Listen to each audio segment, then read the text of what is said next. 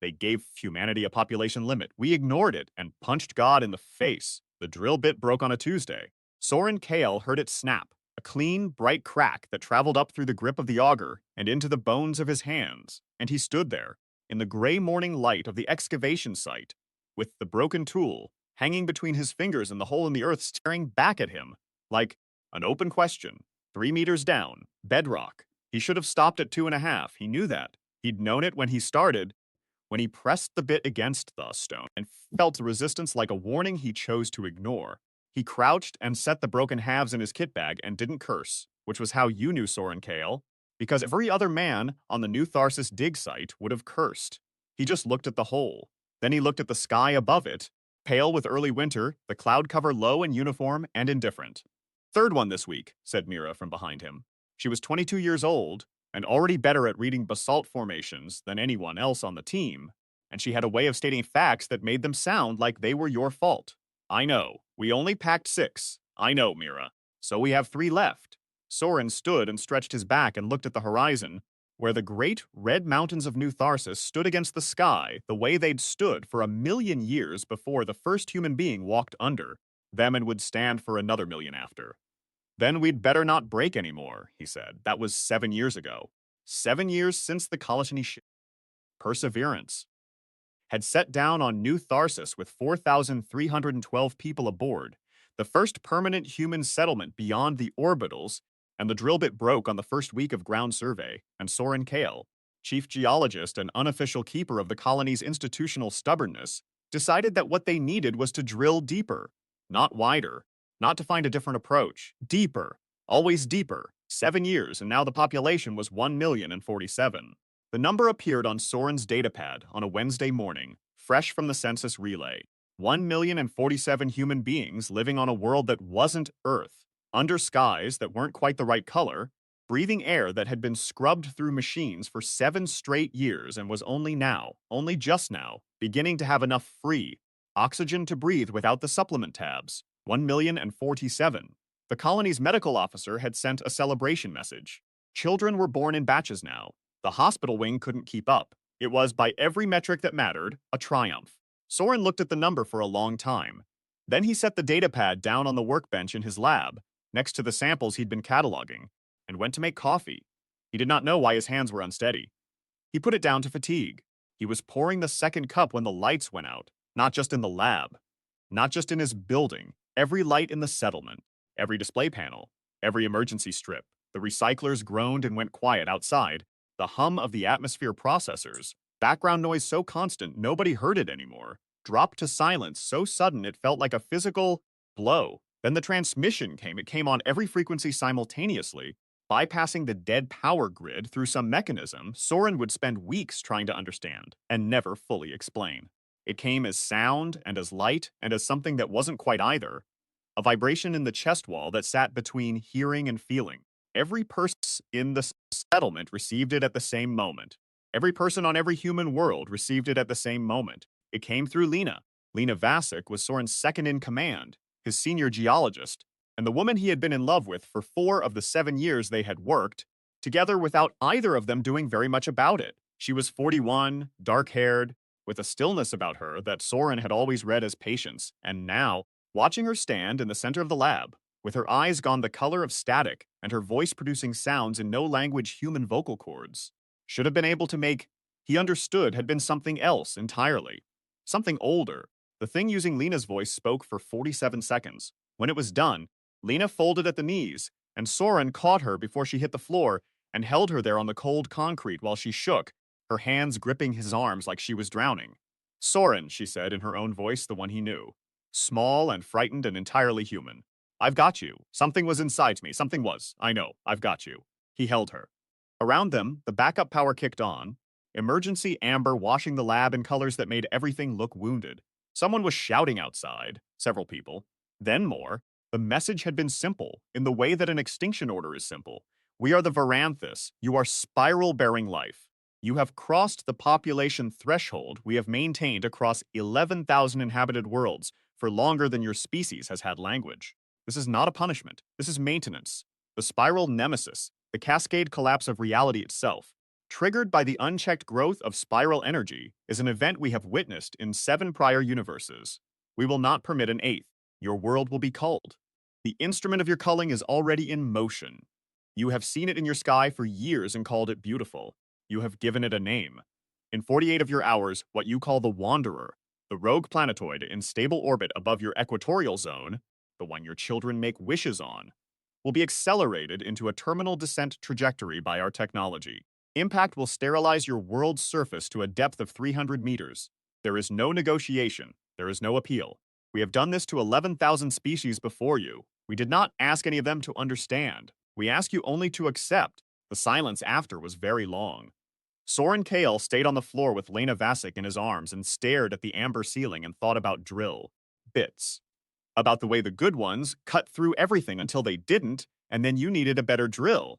He thought about the hole in the ground on that first Tuesday morning, and the bedrock at the bottom of it, and how he'd gone back the following week with a reinforced tungsten core bit and gone through the bedrock like it wasn't there, and below the bedrock there had been the most significant subsurface water deposit ever found on a non-Earth world, which was why 4,000 people had become a million. He thought about that. Then he stood up and began making calls. The first call was to Commander Hesse Dreyfus of the Ironclad, the colony's only military-class vessel, a repurposed survey frigate with 6 working weapons systems, and one that had been described as mostly operational for the past 3 years. Hesse was a square-jawed woman of 50 who wore her gray hair in a braid so tight it looked structural, and she had an expression of permanent, weathered skepticism that Soren had always found deeply comforting. "You heard it," Soren said. "The whole colony heard it, the Wanderer. Can we? I've already run the math," Hesse said. Ironclad. Doesn't have the thrust to push it off trajectory. Nothing in our fleet does. We're talking about a body 400 kilometers in diameter, traveling at an induced delta V we haven't measured yet. Can we get off the surface? Not everybody. Evacuation capacity is roughly 60,000 across all available vessels. Call it 6% of the population. Soren turned that over in his mind. 6%. 60,000 people. A million left behind. Then we don't evacuate, he said. Hesse's silence lasted exactly 3 seconds. That's a hell of a position, Kale. I know. But 60,000 people on refugee ships with no destination isn't surviving. That's just dying slower in a smaller box. If we're going to do this, we do it together. If we're going to do what, exactly? Soren looked at the datapad on his workbench. The census number. 1,047,000. Fight, he said. I'm going to need you to call in everyone you can trust. Engineering, physics, weapons systems, whoever you've got. You realize what you're suggesting. I realize exactly what I'm suggesting. They wiped 11,000 species. They didn't have us. Another silence, shorter this time. Then Hesse said, in a voice like bedrock, my conference room, 1 hour, and disconnected. The second call Soren didn't make. It found him. Lena was sitting up on the floor with a thermal wrap around her shoulders, her hands clasped together so tight. The knuckles were pale when her datapad lit up with an incoming signal from an origin point Soren's equipment couldn't identify. Not Earth, not any of the relay stations, not any coordinate in the navigation database.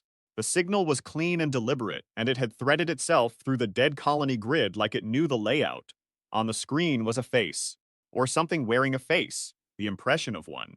Features that suggested a person without quite committing to the specifics.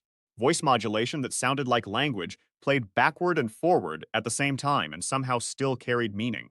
Soren Kale, the not face said, chief geologist, age 44, led the subsurface survey that enabled population growth beyond the sustainability threshold. Responsible, by the logic of the Varanthus culling protocol, for the activation of the terminus event currently in motion. Soren sat down. That's one way to put it. There is another way to put it. You are also the being who drilled where no one believed anything could be found, because you believed something was there. This is a quality the Varanthus do not understand. A pause. We do. Who is we? We are what remains of the Caletheri. Species designation, spiral-bearing carbon silicate hybrid, class 7 civilization. We were culled 800 years ago. What you are experiencing now, we experienced then.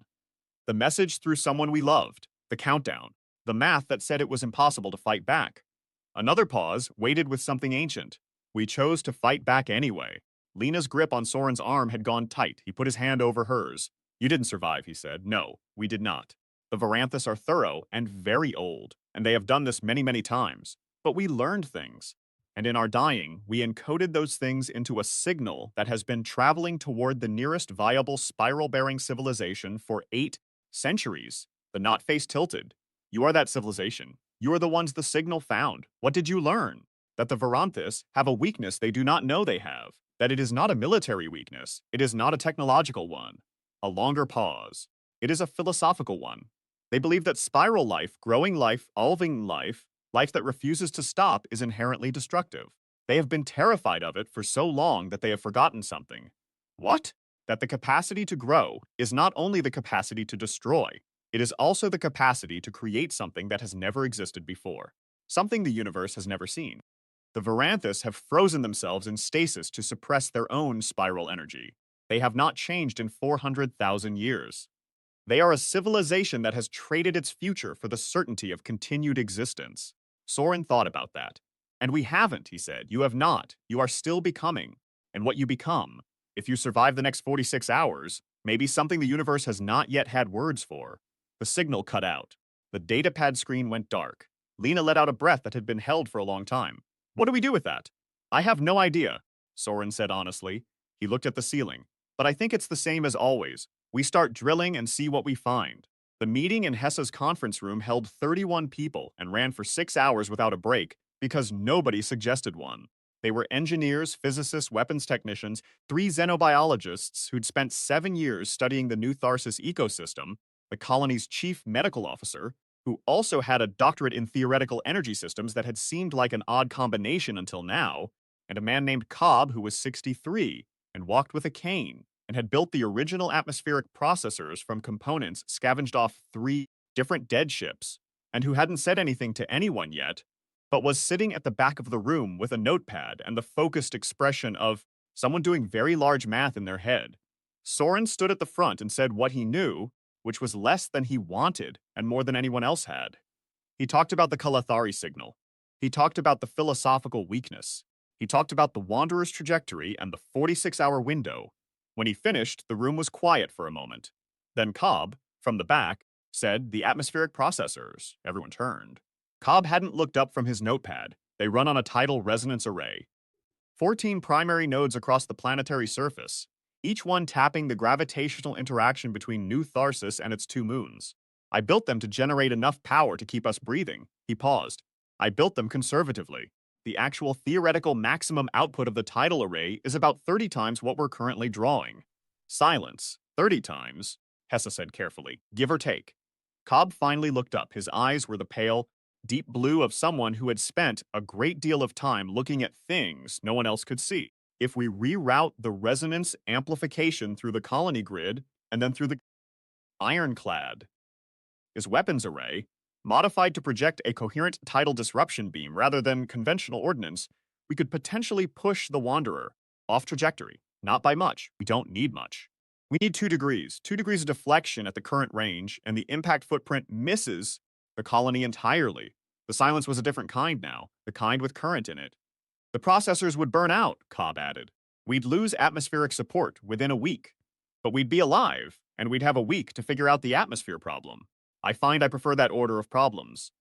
What are the odds it works? Asked Dr. Prentice, the xenobiologist, who had a mathematician's instinct for asking the questions that made people uncomfortable. Cobb thought about it. 30%. Maybe.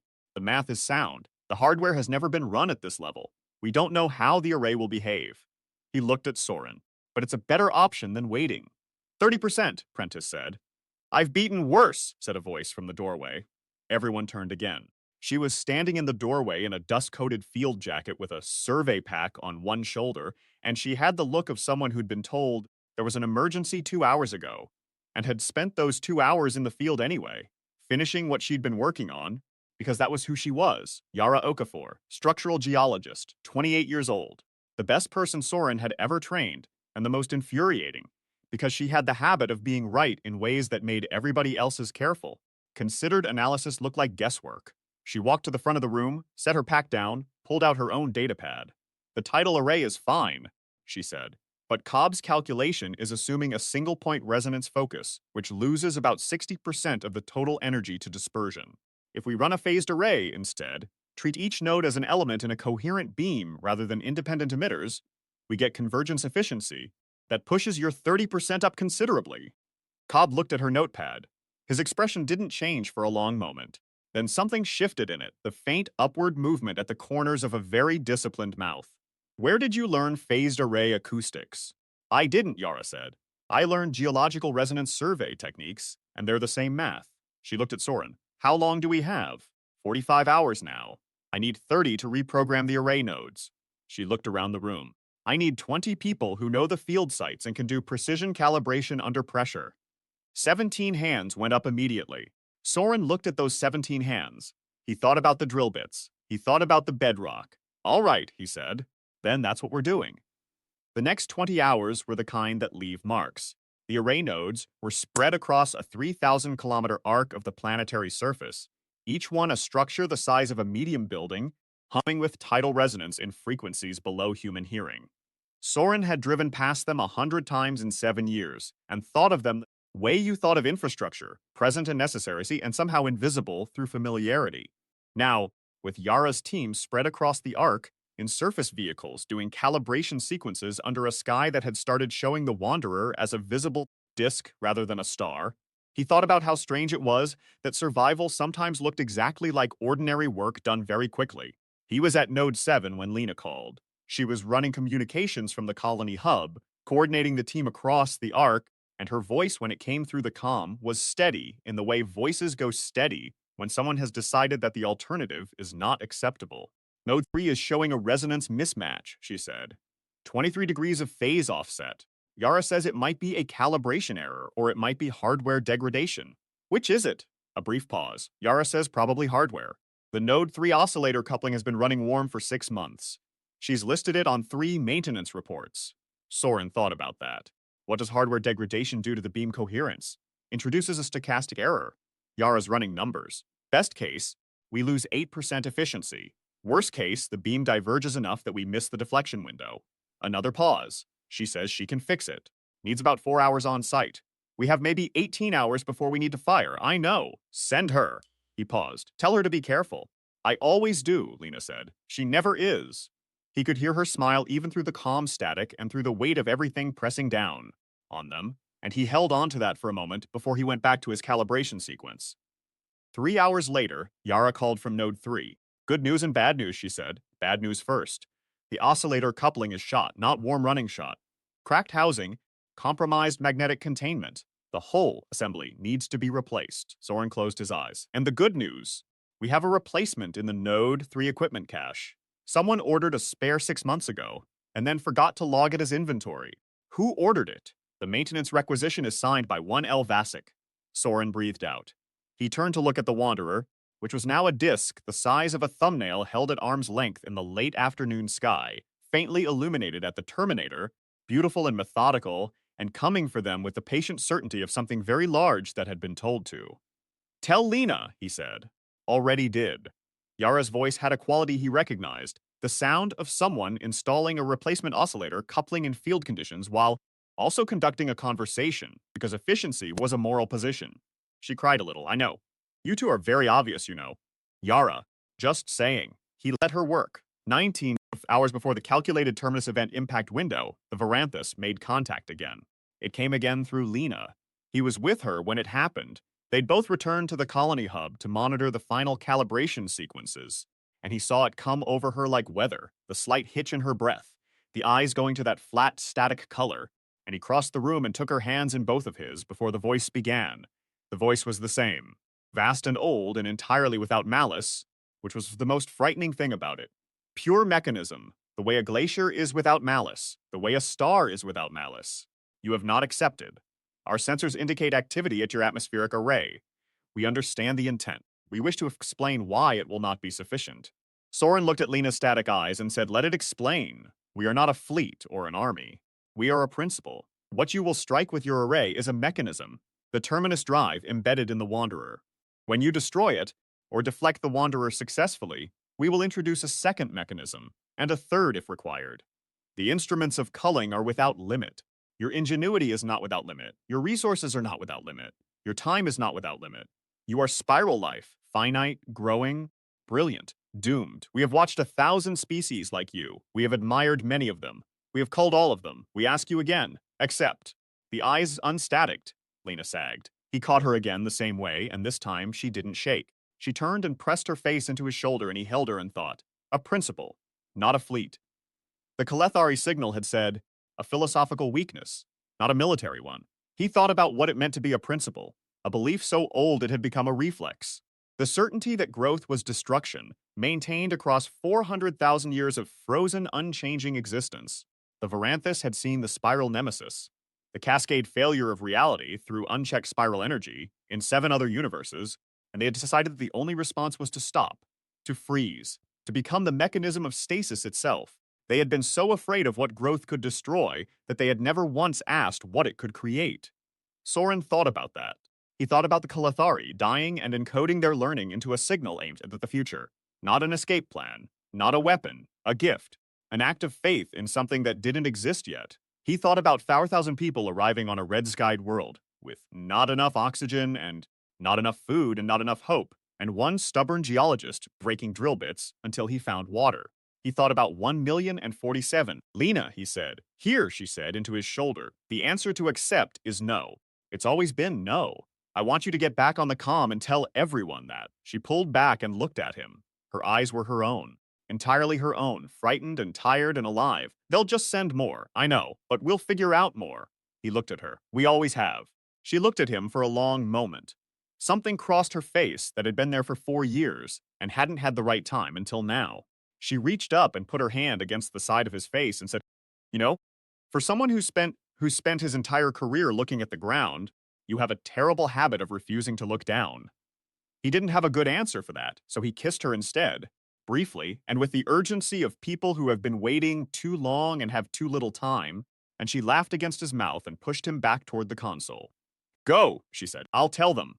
The array fired at hour 41. By that point, the Wanderer filled a quarter of the sky, close enough that its crater-pocked face was visible to the naked eye, close enough that its shadow was beginning to touch the colony at dawn and dusk. The population had not evacuated. Soren had proposed it, and Hesse had proposed it, and the colony had voted against it by a margin of 83%, which was not unanimous but was, as the medical officer observed while looking at the tally, pretty damn close to it for a group of people being asked whether they'd like to stand under a falling planetoid. Cobb ran the firing sequence from the colony hub, while Yara coordinated the array arc from a mobile command manned unit in the field, and Hessa stood at the ironclad weapons console with the modified projection array, warmed up and pointed at the sky, and a look on her face that Soren had been told. By multiple people who had served with her for years, she always got right before something difficult. Power at threshold, Yara said from the field. Phase coherence is. A pause, 91%. Node 3 is running a little ragged, but it's holding. It'll hold, Cobb said, with the serenity of someone who had made a thing and knew it. Firing window is 4 seconds, Hessa said. If we miss the window, the Wanderer's mass shadow will interfere with the beam projection, and we lose the shot. Soren stood at the back of the hub and watched the countdown on the main display and thought about the most important drill bit he'd ever broken, the one on that first Tuesday morning on a new world under a new sky, and how the response to a broken tool was not to stop, was never to stop, was to go back with a better bit and drill deeper and trust that what you were looking for was there, below the bedrock, waiting firing, Hessa said. He felt it before he heard it. Through the floor, through the walls, through the air itself, a vibration that wasn't sound but moved through everything that sound moved through, the tidal resonance of 14 massive nodes singing together in a single coherent note, a frequency that the planet had never produced by intention before, a frequency aimed at the sky. The displays showed it as numbers and graphs. The cameras on the surface showed it as a shimmer in the upper atmosphere, a distortion that bent the light around the Wanderer's near edge, a visible push against something that weighed 10 trillion metric tons. The numbers ran. The Wanderer loomed, the numbers ran. Yara's voice tight. Coherence is holding. Node 8 is showing thermal stress, but it's holding. The numbers ran. And then very slowly, the disk of the Wanderer moved, not much. A fraction of a degree at this range. But the mathematics were unforgiving and precise. A fraction of a degree at this range was 2 degrees. At impact distance was 400 kilometers of miss distance. Was the difference between sterilization and survival. It moved. Hessa's voice was calm the way deep water is calm. All the force underneath. Deflection confirmed. Impact trajectory revised. Miss distance 412 kilometers to the colony's northern coordinates. A pause. We're clear. The hub erupted. Soren didn't move. He watched the celebration, the embracing, the shouting. Cobb allowing himself a single smile of great personal satisfaction, and he felt the relief move through him like the tidal resonance had, a bone-deep unwinding of something that had been held very tight. Then he reached for his comm. Lena. I know. Her voice, raw. I'm watching from the field comms. I can see the arc. Come home. Already driving. He sat down in the nearest chair. His legs had apparently decided that their work was done and had filed for early retirement without consulting him. He sat and breathed and watched the Wanderer continue its new trajectory past the colony's northern horizon, massive and indifferent, and no longer aimed at them. Then the second terminus drive activated. It came from the opposite direction, not from the Wanderer, from the asteroid belt in New Tharsis' outer orbital zone, a region they'd surveyed and cataloged and thought they knew. A body they'd logged as AZ-7741, approximately 90 kilometers in diameter, a standard silicate and iron aggregate that had sat in a stable orbit for as long as the survey records went back. It had not been stable. It had been waiting. The drive activation was visible on the colony's deep space sensors as a sudden and inexplicable thrust signature from an object that had no engines until it did. The numbers on the display screen showed a trajectory that would impact in 72 hours and a mass that made the Wanderer look like a preliminary draft. Hessa looked at the numbers for a long time. Then she looked at Soren. The array, she said. The array burned out 3 nodes in the firing sequence, Soren said. We have maybe 40% of our original output capacity, and the target is twice the mass. Then we can't deflect it. Not with the array. What then? Soren thought about the Varanthus message. We are a principle. The instruments of culling are without limit. He thought about being a principle, about what it meant to have decided something so completely that you'd organized your entire existence around that decision and never looked at it again, about 400,000 years of certainty, about how certainty became brittleness over time, about how a thing that had never been tested was just faith. The Kalethari, 8 centuries of encoded signal, aimed at the future because the ones doing the encoding believed the future was worth aiming at, not a weapon, a gift, a piece of learning purchased with everything they had and handed forward in the hope that someone would use it. What had they learned? Not how to defeat the Varanthus, not military capacity or technological advantage, the philosophical weakness. They haven't changed, Soren said. Hessa looked at him. The Varanthus. 400,000 years, and they haven't changed once. Every decision they've ever made has been the same decision. Suppress growth, suppress change, maintain stasis. They've applied the same protocol to 11,000 species. He stood, which means they've never had to adapt, which means they've never encountered a problem the protocol didn't solve. He looked at Hessa.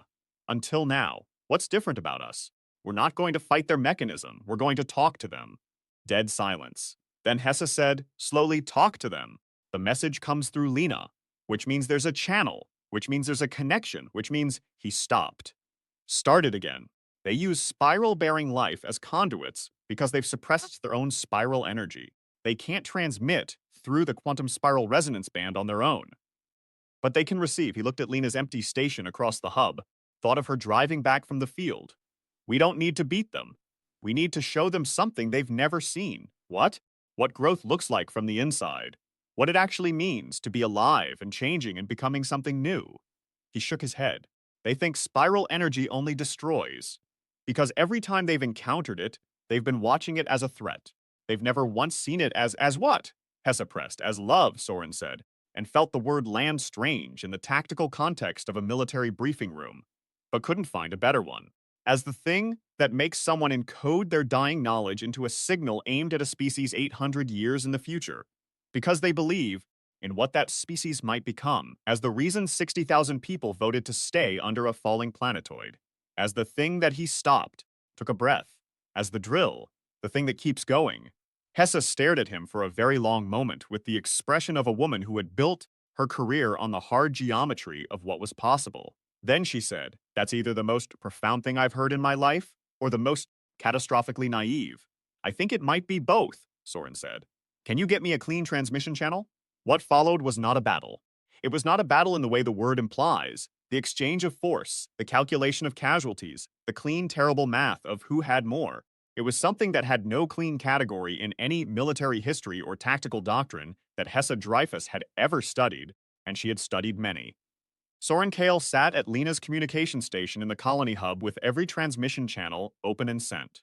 Not a message, not a demand, not a rebuttal of the Varanthus logic, though the rebuttal was there, woven through everything else. He sent memory.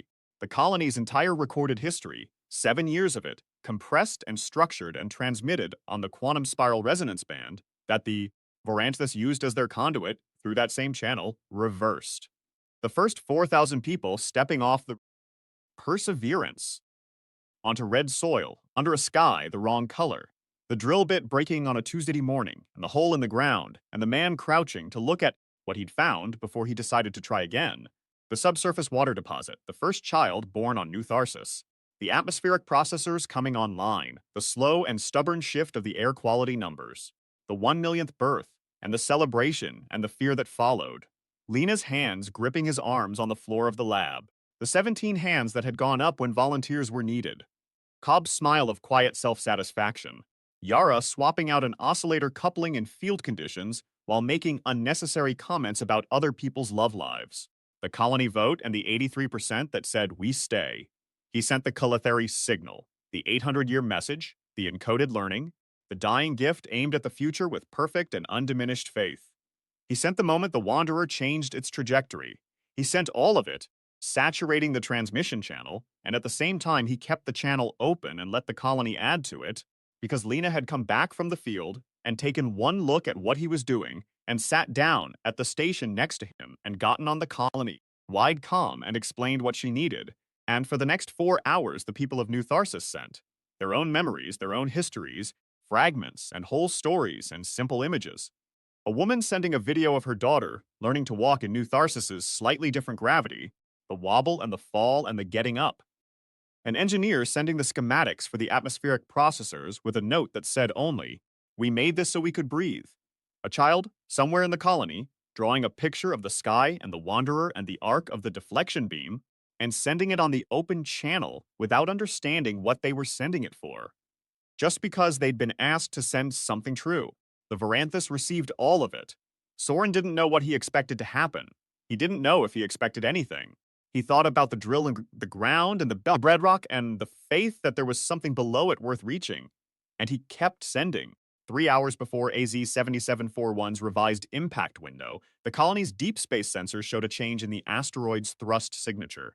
Not an acceleration, a deceleration. The terminus drive was shutting down. The transmission that came next did not come through Lena. It came through the speakers and the displays and the air itself as the first message had, but differently. Not as a command, not as an ultimatum, as something that the transmission infrastructure of the colony was genuinely not built to handle, that it handled anyway through mechanisms that Soren would write 3 papers about and never fully explain. As a question, you have shown us something we did not expect. Our models did not anticipate this transmission. Our models did not anticipate this response. Our models have not required updating in 400,000 years. They require updating now. We do not know what to do with what you have shown us. The spiral nemesis is real. We have witnessed it. 7 dead universes are not a theory. This is not fear, it is history. But you have shown us that spiral life contains something our models excluded. Something we decided, 400,000 years ago, was merely the noise of species who did not understand what they were doing to the fabric of existence. We excluded it because it was inconvenient to our conclusion. We are not accustomed to acknowledging errors of this kind. We are also not accustomed to a civilization we are culling choosing to answer us with its history rather than its weapons. The terminus event for your world is suspended. This is temporary and conditional, and we do not know what it becomes. We will need time to update our models. Soren sat very still for a long moment after the transmission ended. "How long?" he said. To no one in particular. "Does it take to update a 400,000-year-old model?" Cobb from the back of the room said, "Longer than we've got, probably. But we bought ourselves some." He looked at the display screens. "And that's a better problem. They worked through the night. The night and the morning and the night again. The atmospheric processors had burned out 3 nodes and a main coupling array in the Wanderer deflection sequence. Without repair, the oxygen supplementation system would drop below survivable levels in 8 days. They had components for partial repair, enough to extend that to 12 days if they were careful, and a manufacturing capacity that Cobb had been quietly developing for 2 years for reasons he'd described at the time as general preparedness, which everyone had taken to mean that Cobb was the kind of person who built systems for hypothetical catastrophes, and which now meant that they had a working fabrication unit capable of producing oscillator components if you fed it the right raw materials and a very specific instruction set. Yara produced the instruction set in 14 hours without sleeping. The raw materials came from the same asteroid belt that had produced AZ-7741. Because the Varanthus' suspension of the Terminus event included, apparently, not objecting to a colony mining operation in the outer orbital zone, which Hessa described as either a meaningful gesture or a profound oversight, and was not sure which. They worked, and the processors came back online slowly, each node restarting with a sound like the planetary system clearing its throat, and the oxygen numbers climbed back toward livable, and on the fourth day, Soren stood outside the colony hub in the early morning and breathed air that had been breathed by 1 million people on a world that was not Earth under a sky that was not quite the right color, and it tasted like something that had been almost impossible and was now merely very hard. Lena stood next to him. She had a coffee cup in each hand and gave him one without comment, which was the kind of thing you could do after 4 years of not doing anything and 48 hours of something that reset all the clocks. They haven't responded again, she said. I know. Do you think they will? Soren looked at the sky. The Wanderer was barely visible now, a moving point of light in the pre-dawn dark, its new trajectory taking it further from them with each passing hour. AZ-77441 was back in its stable orbit, the terminus drive gone cold. The Varanthus were somewhere behind the observable horizon of what he could understand, updating 400,000 years of certainty. I think, he said, that they've been frozen for a very long time. I think showing them something they can't fit into their model is the most genuinely disruptive thing that could have happened to them. They're going to need to think about it. And while they think, we keep growing. He looked at her. We keep becoming. She was quiet for a moment. Then the Kalathari. They died anyway. Even knowing what they knew, they couldn't survive. No, they couldn't. But they sent the signal. They sent the signal. Why? He thought about that.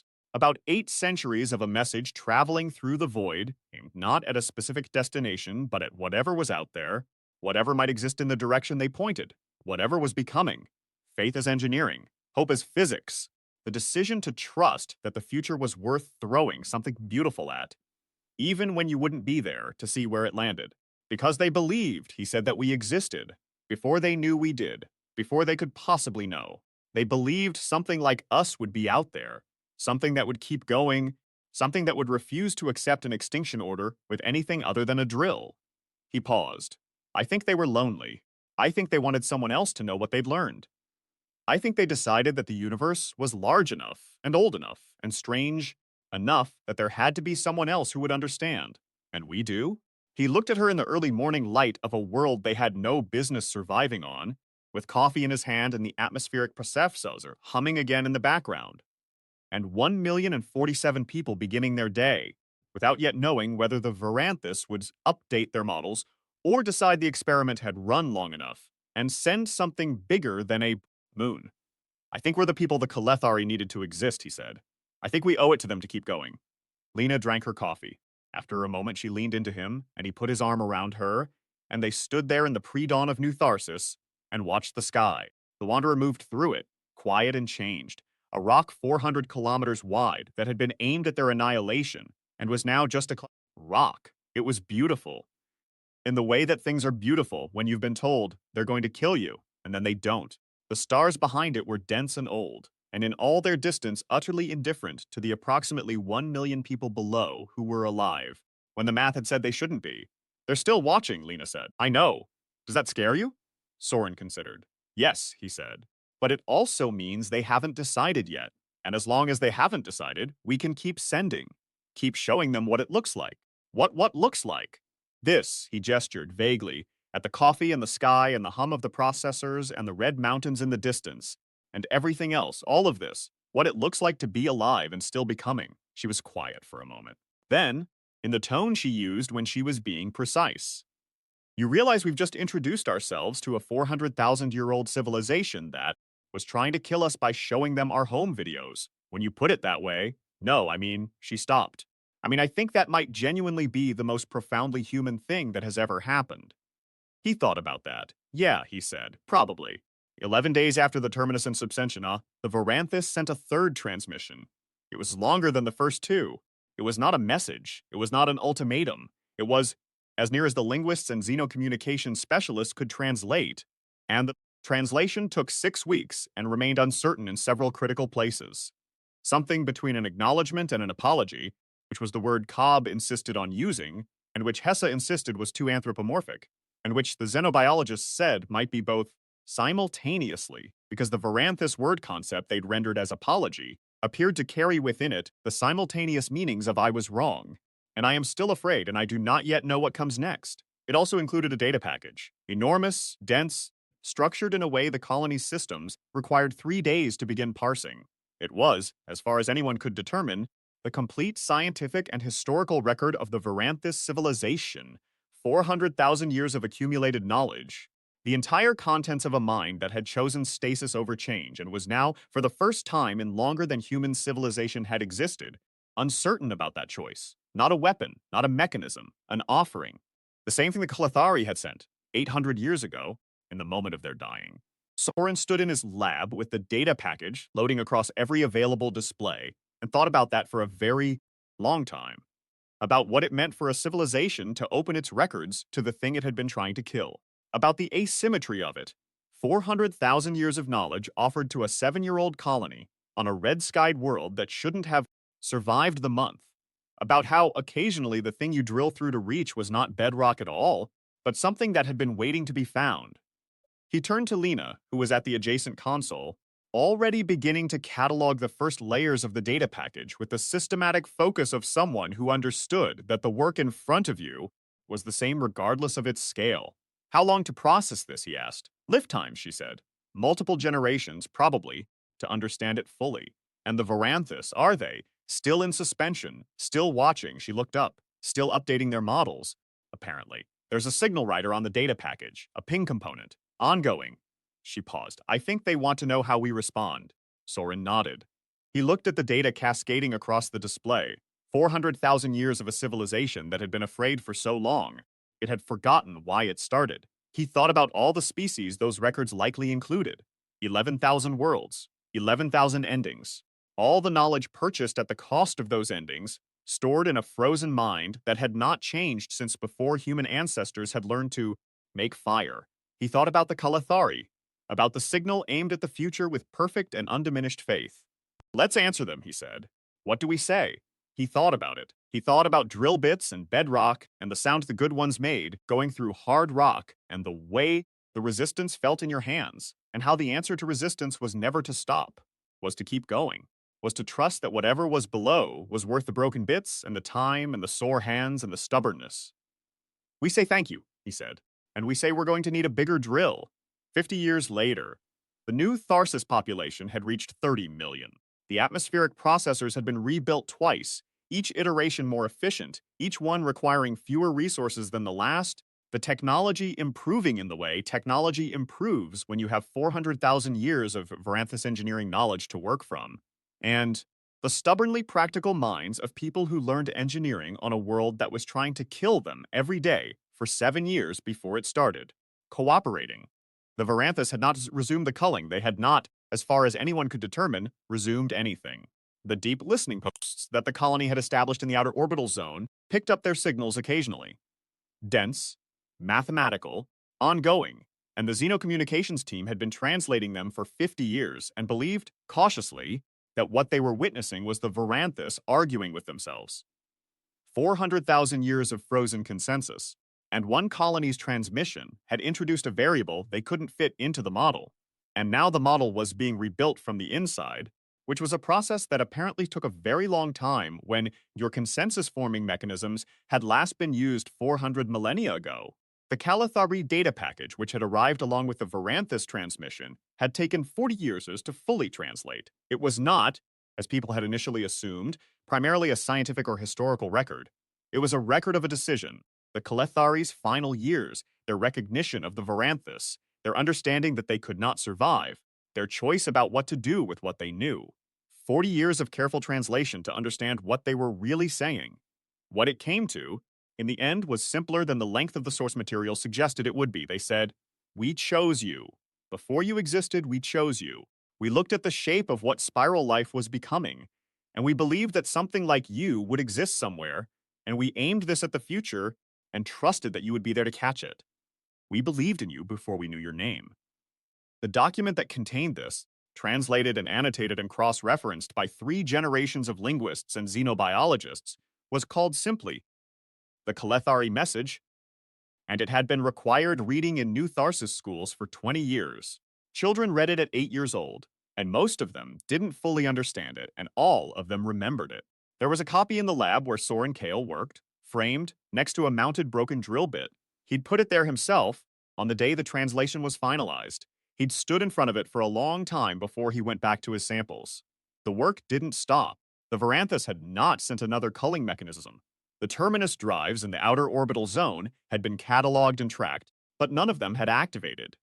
Whether this was permanent or temporary, or something else entirely, something the human conceptual vocabulary didn't have a good category for yet, nobody could say with certainty. The consensus among the xenocommunications team, after decades of careful listening, was that the Varanthus were genuinely uncertain, which was something they apparently had not been since before human civilization existed, and that uncertainty was its own kind of progress. It was not a solved problem. It might never be a solved problem.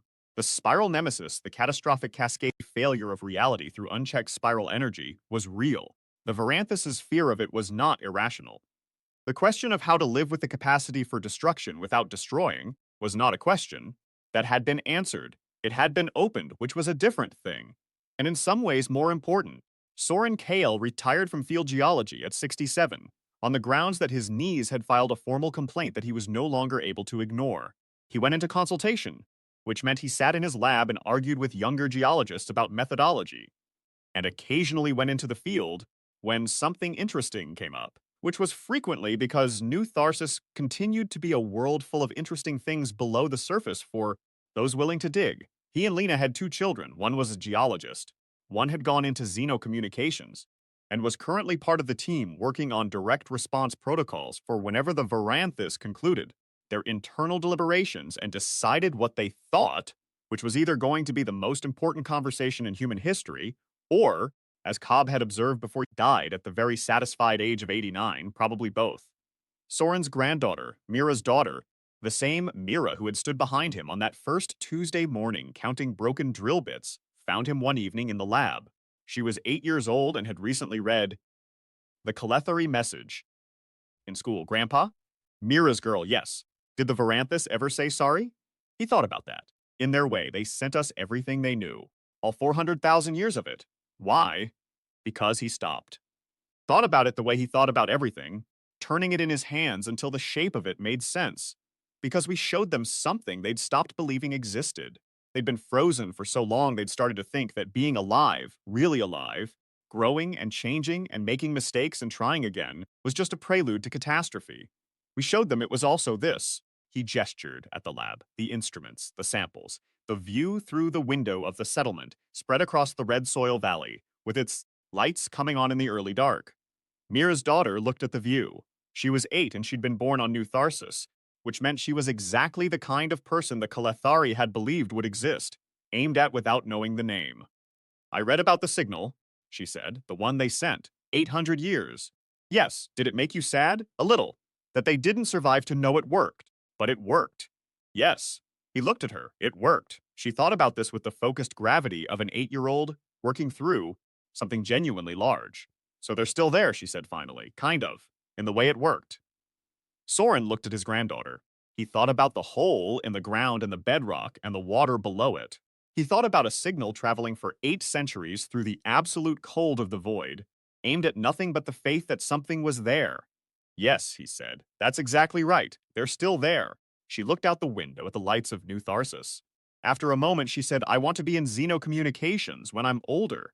Why? Because the Varanthus are still thinking. And when they're done thinking, someone should be ready to talk to them. Soren looked at his granddaughter for a long moment. He thought about something she might understand later and didn't need to hear now. He thought about the Kalethari, choosing her before they knew her name. He thought about what it meant to trust the future so completely that you aimed your dying knowledge at it with perfect and undiminished faith. Then he said, then I suppose we'd better make sure you learn the math. Outside, the lights of New Tharsis continued to come on in the dark. One by one, the way the lights of any living place come on at evening, not all at once, not with any visible coordination, but steadily, individually, each one a small decision, a small insistence on being present against the dark. The sky above them held, as it had always held, uncountable stars. Somewhere out there, a very old and very frightened civilization was updating its models. Somewhere out there, 800-year-old faith was still traveling through the dark, aimed at everything it had believed in before it could see it. Here, on a red-skied world under a sky that wasn't quite the right color, 1 million people became 2, 2 became 5, 5 became 10, 20, 30. The number climbing with the patient, stubborn insistence of things that refused the instruction to stop. The drill didn't stop. It never stopped. That was the point. The Varanthus were quiet for 11 months after that. Not silent, the Deep's listening posts still picked up the dense mathematical signals, the ongoing internal transmissions of a civilization locked in the longest argument, with itself in recorded history, but nothing outward. No terminus drives, no transmissions through Lena or anyone else, no movements in the outer orbital zone beyond the natural drift of cataloged bodies. The colony's defense committee met weekly and reported that there was nothing to report, which was the most anxiety-inducing thing a defense committee could possibly say. Life continued. This was, Soren had come to understand, one of humanity's most useful and most underappreciated qualities, the capacity to continue. To keep eating, keep working, keep arguing about municipal zoning regulations, keep having children and worrying about the children, and arguing with the children when they grew up and made choices you wouldn't have made. To keep doing all of it in the shadow of an unresolved existential threat, and somehow not let the shadow eat everything else. The Settlement Council had 3 major policy debates during those 11 months. One concerned water usage allocations in the eastern expansion sectors. One concerned the proposed extension of the atmospheric processing network, cover a new agricultural zone 800 kilometers north of the colony hub. One, and this was the one that made the news bulletins and the personal messages home to Earth, and the heated arguments in the Habitat common rooms, concerned what to do about the Varanthus data package. It was enormous. It was unprecedented. It was, according to the initial assessments, probably the largest single information transfer in human history, containing everything from materials science to cosmological modeling to something that might be philosophy or might be engineering and might be both simultaneously. And it had been given freely by a civilization that had been trying to kill 3 weeks prior to a colony of 1 million people on a dust-red world that had been inhabited for 7 years. The debate was not, as people outside the colony assumed, about whether to use it. Nobody was suggesting they not use it. The debate was about what it meant that they had it. It changes the power balance, argued one faction, led by a political theorist named Danvers, who had come on the 5th supply ship and had been conducting unauthorized diplomatic theory seminars in the Habitat common rooms ever since. They've given us 400,000 years of technological advantage. If they resume the culling, we now have the tools to fight back in ways we didn't before. It changes the relationship, argued the other faction led by Dr. Prentice, who had been present at the initial crisis meeting and had not stopped thinking about it since. They gave us their entire civilization's knowledge. That's not an exchange between enemies. That's not even an exchange between equals. That's something we don't have a good word for yet. Sorsen stayed out of the debate, officially. Unofficially, he had a strong opinion about it that he expressed to Lena in the kitchen of their Habitat unit at approximately 11 at night, when the children were asleep and the day's work was done, and the debate had been following him around the lab for 6 hours. They gave it to us because they were uncertain, he said, not as a gift, as a question. They don't know what to do with what we showed them, and they gave us everything they had as a way of saying, here, you tell us what to do with it. Lena considered this while washing dishes. That's a lot of responsibility to hand to a 7-year-old colony. It's a lot of responsibility to hand to anyone. Do you think they know what they're asking? Soren thought about the transmission, the word concept that had translated as apology and fear and uncertainty simultaneously, the model that had required updating for the first time in 400,000 years.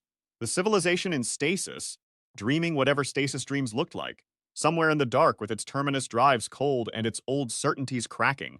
I think, he said carefully, that what they're actually asking is whether what they've believed for 400,000 years was wrong, whether there's another way, whether spiral life can exist without eventually destroying everything it loves through the simple act of being too much of itself. And can it? He dried his hands. That's the question they sent us the data package to help us answer. Lena set down the dish she was holding and turned to look at him. That's an enormous amount of trust, she said, for something that was trying to drop a moon on us a year ago. Yes. Are you worried about it? Constantly. He looked at her. But that's also the thing about the drill. You don't stop because you're worried about the bedrock. You find out what the bedrock's made of and you work with that. In the second year of the Varanthus silence, Yara Okafor published a paper. It was not on the surface, a paper about the Varanthus. It was a paper about tidal resonance array mechanics, specifically about what the new Tharsis array had done during the Wanderer deflection sequence, and the ways in which the beam coherence had exceeded theoretical models in the final 30 seconds of the firing window. Yara had noticed the discrepancy in the firing data almost immediately and had spent 11 months trying to understand it. The paper documented what she'd found. The numbers were strange. The array had produced 20% more coherent output than the phased resonance model predicted. Not much in the context of the total power output, but persistent, consistent, reproducible in simulations. And the most interesting thing about it, the thing that Yara buried in section 4 of the technical appendix, because she wasn't sure what to do with it and didn't want the headline to be taken out of context, was that the discrepancy appeared to correlate directly with the number of people actively monitoring the firing sequence, not with the number of people providing power, not with any technical variable, with the number of conscious observers. The paper made very few claims about what this meant. Yara was a scientist. She documented what she found and said the following: "These results are anomalous and reproducible, and I do not have a satisfying explanation for them. The correlation with observer count may be coincidental. It may also represent the first empirical evidence of a phenomenon consistent with the theoretical framework of spiral energy, which the Varanthus data package describes in considerable detail, and which is, according to that data, directly linked to the capacity for growth, change, and the stubborn refusal of certain types of matter-energy configurations to accept the conditions they've been handed." Yara had written that last clause with the deliberate precision of someone who had been on a crew with Soren K. for 7 years and had developed opinions about certain things. The paper created a very significant amount of noise in the broader scientific community. The parts that got quoted in headlines were the parts about the firing anomaly. The part that got read by the people who needed to read it was section 4. Cobb read it from his retirement 3 days before he died and sent Yara a message consisting of 3 words. Told you so. She had it framed next to her array calibration certificates.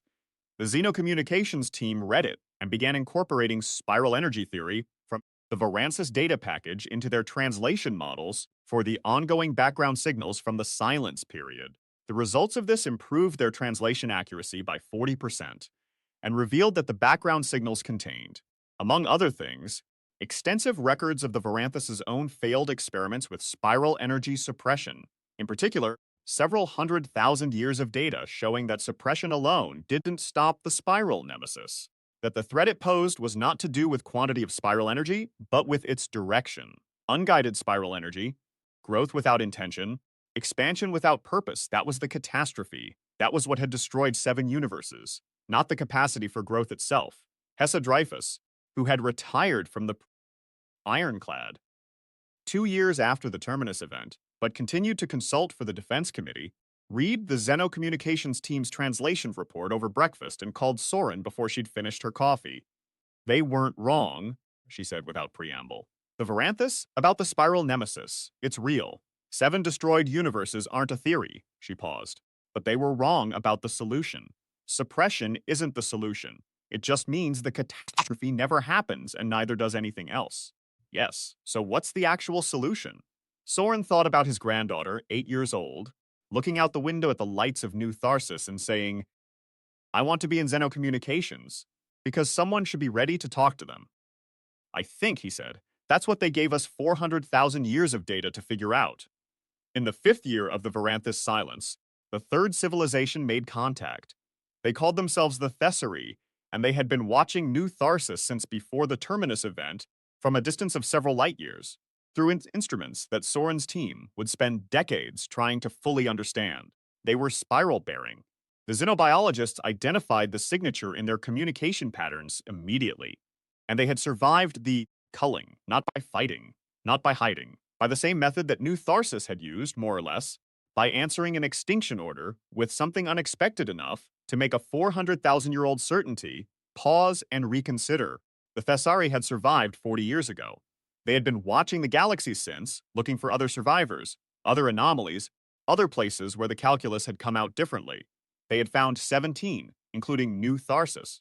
The 17 were scattered across a region of space that human cartography hadn't mapped, and Thessary cartography called, in rough translation, the region of interesting exceptions.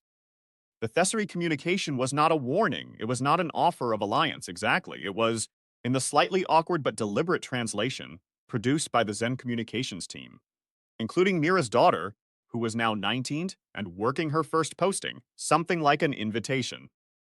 "We are the ones who didn't stop," the Thessary said. "We have found others. We thought you should know."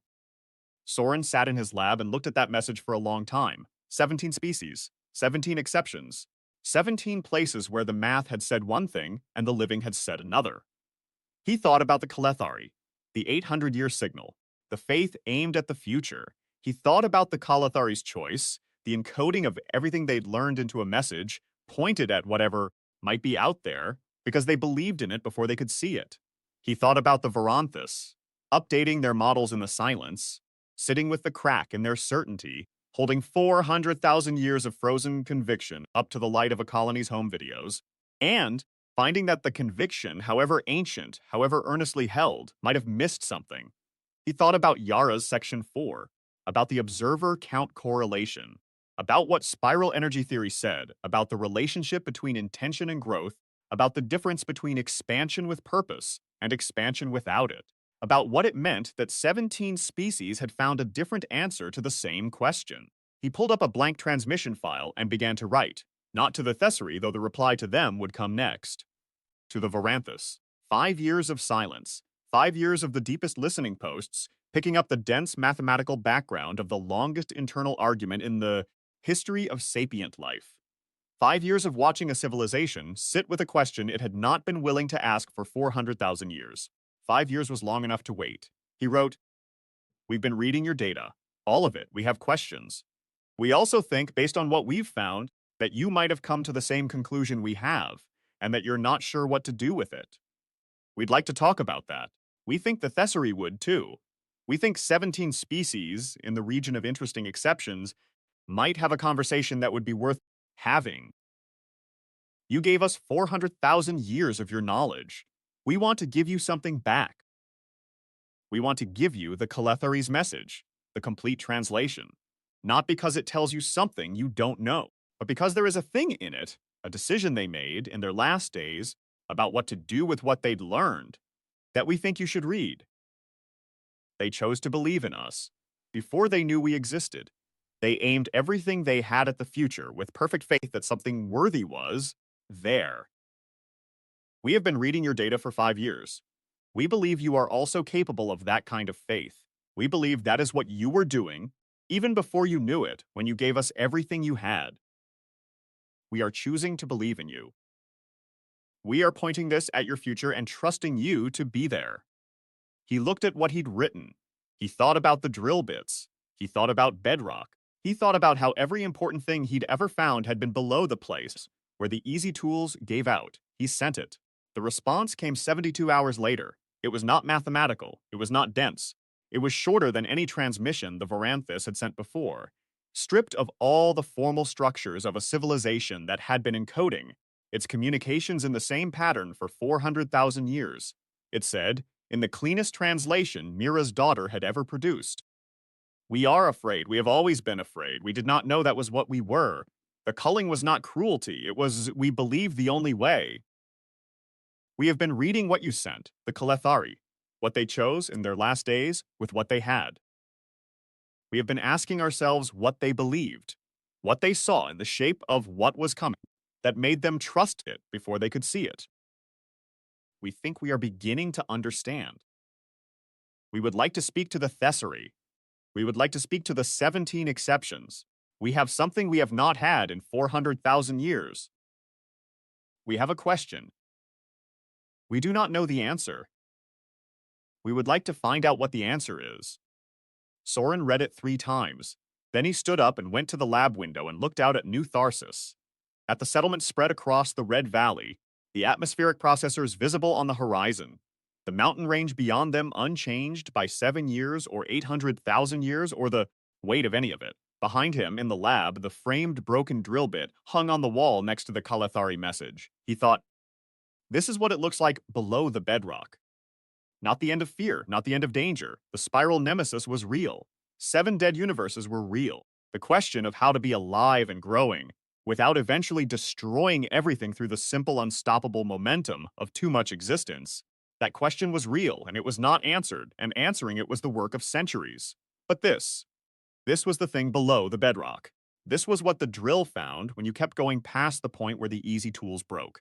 A question, an open question, held by a civilization that had been frozen for 400,000 years, now unfrozen, uncertain, afraid, and for the first time in longer than human language, could count, genuinely alive to the possibility that the answer was not what it had always believed. That was the thing.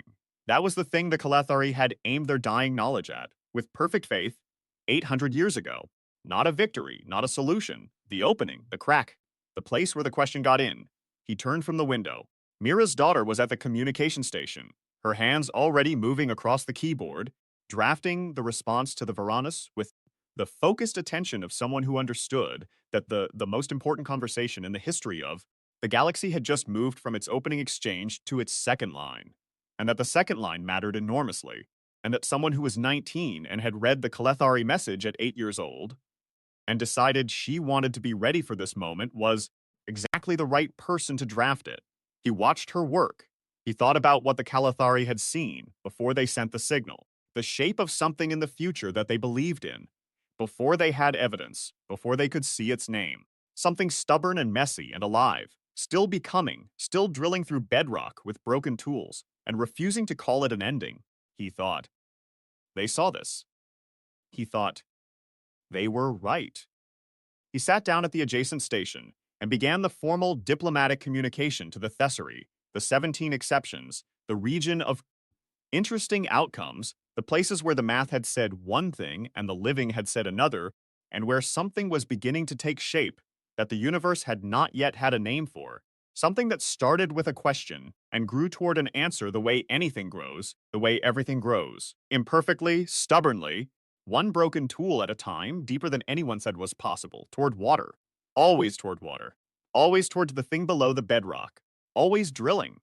The meetings with the Thessaly began in the 8th year. They were conducted through a relay network that no single species had built, an infrastructure assembled from 7 different technologies, none of which had been designed to work together that somehow did. The Thessaly contributed 3 relay nodes. New Tharsis contributed 2. The other survivors of the region of interesting exceptions contributed what they could. The Varanthus, unexpectedly, contributed the largest single element, a communication architecture they had built 400,000 years ago for purposes the translated, documentation described as monitoring the health of spiral populations, which was what it looked like from one angle, and what was now being repurposed into something it had apparently always had the potential to become from another. Mira's daughter, her name was Kale Vasek Soraya, a hyphenated colonial name that carried 2 families and 14 years of something, that had started as professional partnership and become rather more, led the new Tharsis team at the first session. She was 23 years old and had been preparing for this conversation since she was 8, and it showed. Not in any way that was obvious. She didn't perform readiness. She just had the quality that Soren had learned, watching her grow up in the lab and the common rooms and the survey fields, of a person who had been aimed at something for a long time and was now arrived at the target. The first Thessaly Varanthus direct exchange lasted 17 hours. It was, Soraya reported afterward, the most extraordinary thing she had ever witnessed. Not because of what was said, though what was said was staggering in its implications, but because of what it looked like from the outside. A civilization that had been frozen for 400,000 years, and a civilization that had survived the culling 40 years ago and had been waiting and watching ever since, meeting across the span of several light years through a relay network cobbled together from 7 different technologies, and asking each other questions, just questions, no ultimatums, no mechanisms, no terminus drives, no population thresholds, questions. What did it feel like when you first understood the spiral nemesis? The Thessary asked the Varanthus, and the Varanthus, after a silence that lasted 11 minutes of a civilization wrestling with a question it had not allowed itself to be asked, answered, like standing at the edge of a drop so large you could not see the bottom, like knowing that what you loved most was also what would destroy everything, like the decision to stop before you destroyed it was the only act of love available. The Thessary were quiet for a moment. Then, we understand. We also stood at that edge. We did not stop. We chose instead to look for the thing that would make stopping unnecessary. We have not yet found it. Neither have we, said the Varanthus, but we stopped looking. We know. We are beginning to understand, the Varanthus said, slowly, carefully, in the cadence of something speaking with effort, that stopping was not, that the absence of looking is not the same as safety, that what we feared was real, but what we chose was. They paused for 8 minutes. Was not the only possible response. They finished. Soraya, listening from the relay station, wrote in her session notes, I think I just heard a 400,000-year-old civilization change its mind. She paused, then added, Grandpa was right about the drill. Soren Kale was 69 when he made his last field survey. It was not a significant survey, a routine geological assessment of a proposed expansion zone 12 kilometers north of the main settlement, mapping subsurface formations to determine the suitability for deep foundation construction. The kind of work he had done hundreds of times, on dozens of sites, across 7 years that had stretched into the better part of a life.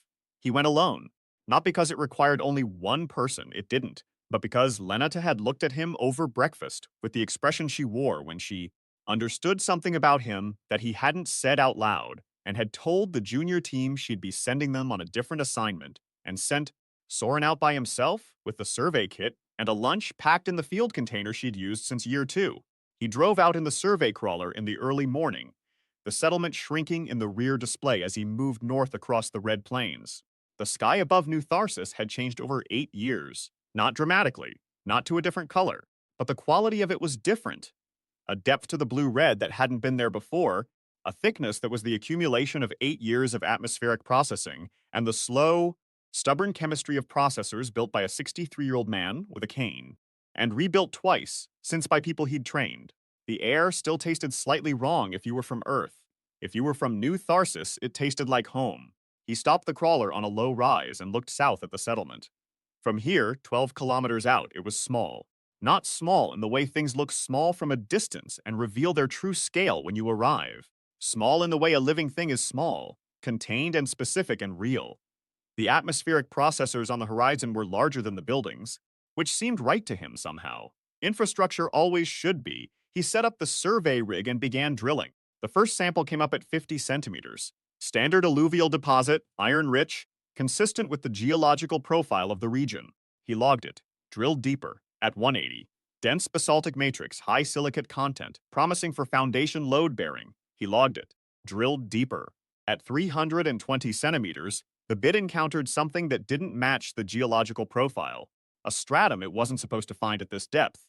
A layer of compacted organic material, old enough that the carbon dating would have to wait for the lab, but old. Very old. Pre-settlement. Pre-survey.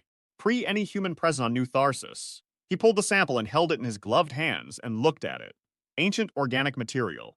On a world they'd been told was geological. No history of biosphere, no record of prior life. They'd surveyed it and found nothing biological. The xenobiologists had checked and found nothing biological. 7 years of settlement, and no one had found anything biological below the surface because no one had looked at this depth in this zone, because the geological profile said there was nothing interesting here. He put the sample in the container and sealed it and sat down on the side of the crawler and looked at it. All the things you found when you kept drilling. He thought about the Varanthus, updating their models. He thought about the Thessary, 40 years of watching and waiting. He thought about the 17 exceptions. He thought about the sessions Soraya was leading, the conversations that were happening across several light years through a relay network that shouldn't work but did. Questions that had not been asked for 400,000 years, getting asked now by entities that were slowly, cautiously, terrifyingly trying to find an answer nobody had. He thought about what an ancient organic stratum on a world with no biosphere history meant. He thought about what it meant that the Kalethari signal had reached them. The specificity of it, aimed at this region of space, at this kind of life after 8 centuries of traveling. The Kalethari had known something, had encoded something specific in the targeting of the signal, had pointed it somewhere for a reason. He thought about New Tharsis, about why Tharsis, specifically, about why the colony had been placed here, on a world that had seemed geological and empty and was turning out to be neither. He looked at the sample container. He thought, there was something here before us. He thought, the Kalethari knew there would be. He thought, we haven't finished finding out what this place is. He picked up his comm. Lena, how's the survey? Clear sky standard profile down to 320. A pause, and then something that isn't. A longer pause on her end, the kind that meant she was already calculating. Define isn't. Old organic, carbon date pending. Very old. Pre-settlement old. Silence. Lena. I'm thinking, she said, which meant she was already somewhere ahead of him. Somewhere in the implication space looking at what it might mean.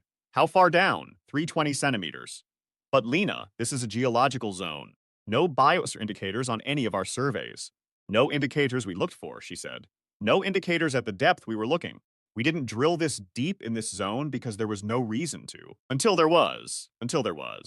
He could hear her breathing, which meant she was excited, which was the sound of a geologist at the edge of something large. Soren, the Kalethari targeted this. The signal. It wasn't aimed at this region of space coincidentally. 800 years of travel time. They calculated a destination.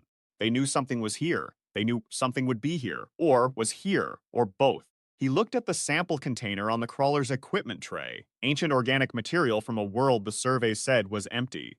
Old life, or the trace of it, or the foundation of it, or something he didn't yet have a category for because he hadn't finished drilling. He thought about what the Varanthus data package had contained that nobody had fully processed yet. 40 years of theoretical work, xenobiology, team had been reading in pieces, noting a significant flagging for future analysis. A model of panspirality, the theory that spiral energy, the force that drove growth, change, adaptation, the stubborn refusal to stop, was not generated by life, but was a property of certain regions of space that life was drawn to. That what they called spiral-bearing species were not species that had developed spiral capacity, but species that had found the places where spiral energy was concentrated and built their civilizations on it, that the driver wasn't internal. It was the place. Lena, he said, get the xenobiology team, already calling. Tell them to bring the deep scan array, full spec my will. A pause. Sorens? Yes. Don't break the drill bit. He looked at the rig. The bit was fine, he smiled. Alone on the red plain with the sky above him, and the settlement 12 kilometers south, and the sample container in front of him, holding something that had been waiting below the surface of a world they'd been living on for 8 years without knowing it was there. No promises, he said. What the xenobiology team found, over the following 3 months, changed the questions again. Not answered them. Changed them, which was the thing that kept happening. Soren had come to understand. Not solutions that closed things off, but findings that opened them wider, that revealed the next level below the level you'd just reached, the next stratum beneath the one you'd thought was the bottom. The organic material was not a biosphere remnant. It was not the trace of a prior civilization. It was, in the assessment of the xenobiology team after 3 months of analysis using tools developed partly from the Varanthus data package, something that had no clear human category, but that the Varanthus theoretical framework described in extensive detail. It was a seed layer, not biological seed, energetic seed, a structured deposit of dormant spiral energy embedded in the planetary crust, placed there, and this was the part that took 2 months and 3 separate analytical frameworks to confirm, deliberately, intentionally, with the same kind of precise targeting that the Kalethari had used to aim their 800-year signal. Someone had seeded New Tharsis, long before humans arrived, long before the colony ship set down on the Red Plain, and 4,000 people stepped out into the slightly wrong air. Long before anyone had known this world existed, someone had looked at the shape of what was coming and believed in it before they could see it, and had placed something here that the right kind of life would find when it was ready. The dating on the seed layer, run 5 times with different methodologies because the team kept not believing the results, came back consistently. 812 years old. The Kalethari hadn't just sent a signal, they'd prepared the ground. Soren sat in his lab with the final analysis in his hands and looked at it for a long time. He thought about the signal aimed at the future. He thought about the ground prepared in advance. He thought about what it meant to believe in something before you could see it. so completely that you didn't just point your last knowledge at it, but walked ahead of it and laid the foundations for what it would need when it arrived. He thought about a dead civilization that had understood in its final days that the answer to extinction was not to prevent dying. That wasn't possible.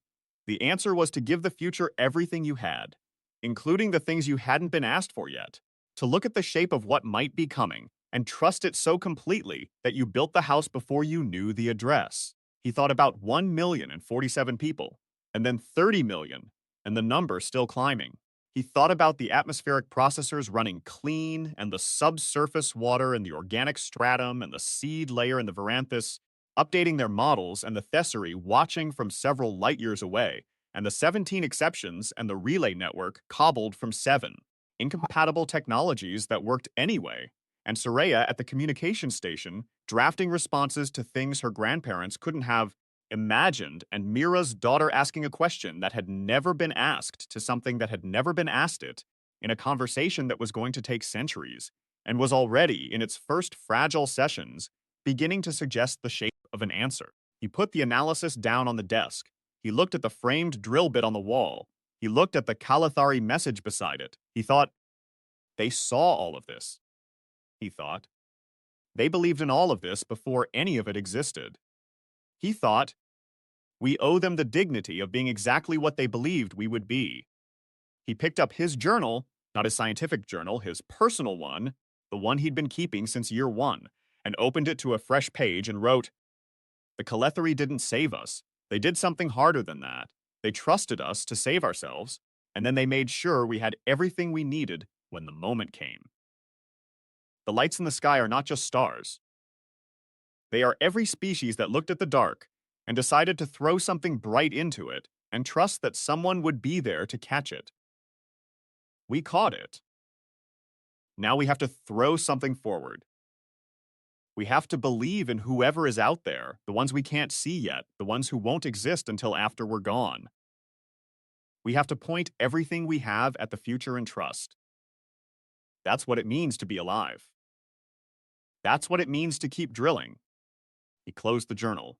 He looked out the lab window at New Tharsis in the late afternoon light, the red soil and the wrong-colored sky and the mountains that had stood before humans and would stand after, and the settlement spread across the valley with its lights not yet on, the day still going, the work still in progress, still unfinished, still becoming, always still becoming. He put on his jacket and went home.